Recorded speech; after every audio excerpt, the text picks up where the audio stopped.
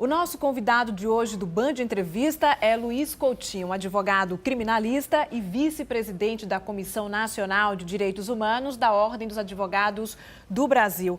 Doutor Luiz, nós falávamos no bloco anterior sobre a possibilidade, discussão em torno da redução da maioridade penal. O Estatuto da Criança e do Adolescente, instituído em 1990, prevê aí medidas socioeducativas que devem ser aplicadas por casas de internação. O senhor acredita que essas instituições têm, de fato, cumprido esse papel de ressocializar esses jovens? Tiago, me parece que o problema é mais sério. Existem processos de socialização. Então, o primeiro processo de socialização está na família.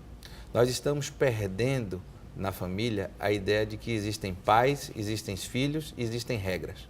Então, hoje o filho é entregue muitas vezes à televisão, ele é entregue ao jogo eletrônico, ele é entregue a um celular, a um brinquedo qualquer, e os pais não conversam.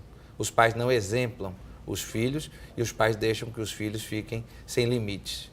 Eu advogo a tese de que os filhos têm que ter limites. Eu tenho 2 filhos lindos, Ludmila e Luiz, mas que são criados de uma forma a saberem o que é ser cidadão e como devem se comportar. E que os limites existem para ser exercidos primeiro pela família. O segundo processo de socialização está na escola. As pessoas têm que ter na escola a ideia de que os mestres devem ensinar como o indivíduo pode se comportar no convívio com outras pessoas que não são da sua família. E, infelizmente, hoje os mestres têm tido dificuldade, porque como falha o primeiro processo de socialização da família, as crianças vêm com uma formação difícil para o convívio na escola e, infelizmente, os mestres não têm conseguido que eles tenham uma nova percepção de como se comportar diante desse modelo. Além desses 2 processos de socialização, nós temos um processo que é importante, que é a religião, seja ela qual for.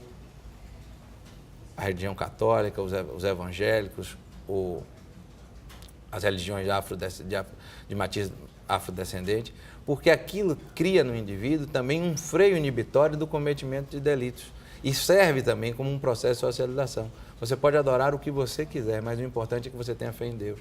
E isso faz com que os indivíduos, perdendo a ideia da família, perdendo a ideia da escola e perdendo a ideia da fé, não estejam aptos a viver em sociedade.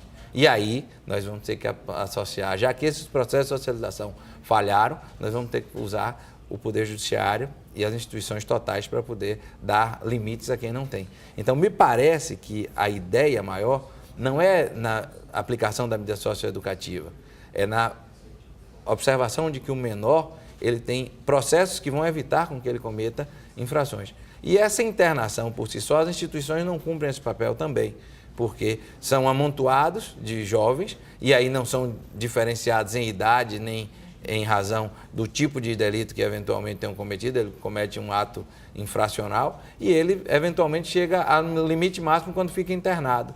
Ele tem outras possibilidades de punição, mas, de qualquer maneira, ao estar na instituição total, são mini presídios, porque ele fica fora do convívio da família e ele vai ser alçado também à condição de criminoso como um ato sequente da sua condição. É mais um espaço em que a juventude, então, estaria marginalizada? Penso que sim. Nós precisamos ter quadras de esporte, nós precisamos ter opções de lazer, nós precisamos ter o serviço militar obrigatório. Acabou-se o serviço militar quando houve o golpe, quando houve a abertura. As pessoas acharam que o serviço militar é algo nefasto. Não. A hierarquia e a disciplina devem fazer parte da família, para que o indivíduo passe também por esse processo de socialização. Obrigada, doutor Luiz. E o nosso próximo encontro, você já sabe, é domingo. Até lá!